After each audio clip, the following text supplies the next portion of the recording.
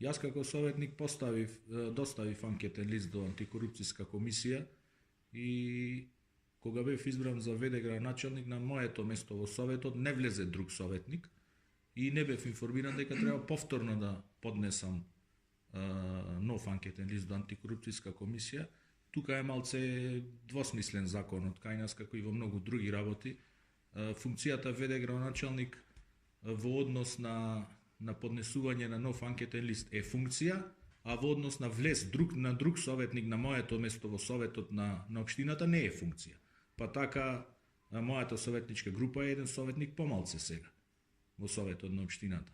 И тука имаме двојни аршини на законот. Ако е нова функција ВД градоначалник, а мојот советнички мандат кој што сега веројатно е во мирување, тогаш требаше да влезе нов советник на моето место. Затоа што народот гласал на избори и бројот на советници треба да биде запазен. А јас сега во советот немам право на глас. Така? Меѓутоа јас тоа не го знаев, никој мене не ме информираше и јас уште понеделник ќе доставам нова пријава, не е никаков проблем.